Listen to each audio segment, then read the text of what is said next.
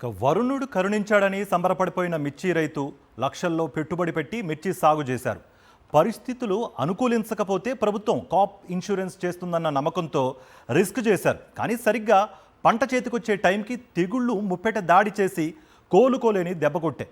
కనీసం మిగిలిన పంటనైనా అమ్ముకుందామంటే మిరప ధర నేల చూపులు చూస్తూ ఉండడంతో రైతు కంట కన్నీళ్లే మిగులుతున్నాయి. కనీసం క్రాప్ ఇన్సూరెన్స్ వస్తుంది అనుకుంటే కూటమి ప్రభుత్వం చేతులెత్తేసింది. దీంతో ఎన్టీఆర్ జిల్లాలోని మిరప రైతులు ఆత్మహత్యలే శరణ్యం అంటున్నారు.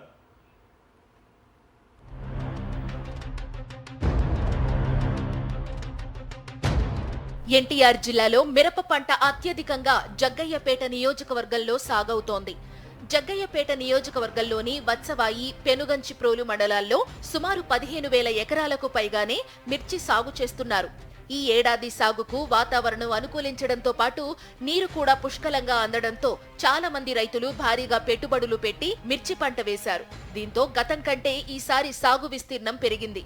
కానీ అనుకోని విధంగా తెగుళ్లు ముప్పేట దాడి చేశాయి. తామర పురుగు పంటను ఆశించడంతో పూత రాలిపోయి మిర్చి మొక్కలు నిలువున ఎండిపోయాయి. పెనుగంచిప్రోలు మండలంలోని ముచ్చింతాల, అనిగండ్లపాడు, ముండ్లపాడు, వత్సవాయి మండలంలోని భీమవరం, మక్కపేట, గోపినేనిపాలెం, వత్సవాయి గ్రామాల్లో ఈ తెగుళ్లు ఉధృతంగా ఉన్నాయి.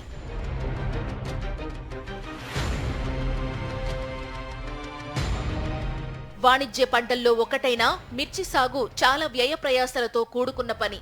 మొక్క నాటిన దగ్గర నుంచి దిగుబడులను మార్కెట్లో అమ్ముకునే వరకు రైతులు ఎంతో కష్టపడాల్సి వస్తుంది.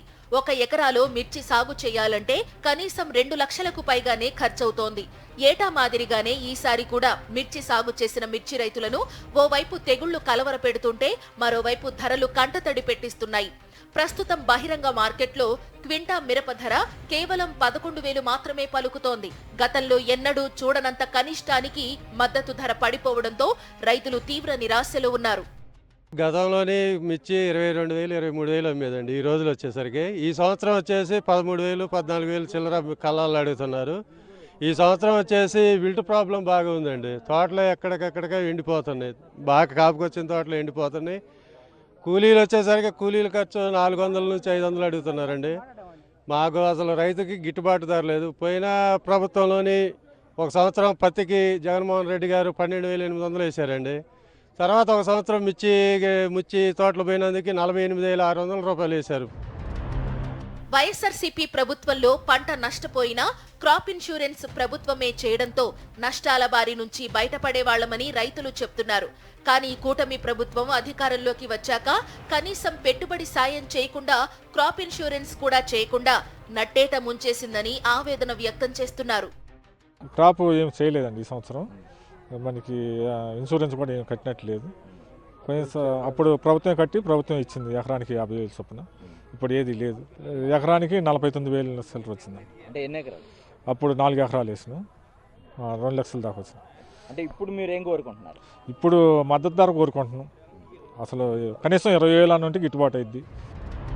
వైఎస్ఆర్సీపీ హయాంలో ఏర్పాటు చేసిన ఆర్బీకేల ద్వారా ఎప్పటికప్పుడు వ్యవసాయ శాఖ అధికారులు ఉండడంతో పాటు పంట వివరాలను నమోదు చేసుకునేవారని, కానీ కూటమి ప్రభుత్వం వచ్చాక మిర్చి రైతుని పూర్తిగా వదిలేసిందని ఆవేదన వ్యక్తం చేస్తున్నారు. లక్షల్లో పెట్టుబడి పెడితే కనీసం పెట్టుబడి వ్యయం కూడా తిరిగి వచ్చే పరిస్థితి లేదని, ప్రభుత్వం ఆదుకోకపోతే ఆత్మహత్యలే శరణ్యమంటున్నారు రైతులు. నేను 14 ఎకరాలు తోట వేసా. ఇది 10 ఎకరాలు చేను మొత్తం ఎండిపోతుంది. ఎందుకు కారణం? మానుకాటు వచ్చి కుళ్ళుడు వచ్చి ఏరుకుళ్ళుడు అని మానుకాటు వచ్చి ఎండిపోతుంది.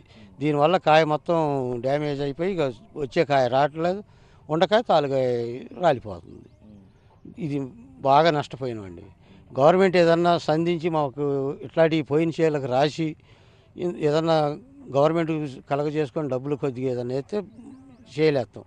లేకపోతే ఏదన్నా మా ఆత్మహత్య చేసుకునే తప్ప ఏం ఉండదు. ఏం చేస్తామండి? 10 ఎకరాలకి 20 లక్షలు ఎక్కిచ్చా. ఆర్బీకేలను నిర్వీర్యం చేసిన కూటమి సర్కార్ క్రాప్ ఇన్సూరెన్స్ సైతం చేయకుండా అన్నదాతను నట్టేట ముంచేసిందని రైతులు మండిపడుతున్నారు. ఇప్పటికైనా కూటమి సర్కార్ కళ్లు తెరిచి అన్నదాత కష్టాలను చూడాలని వేడుకుంటున్నారు.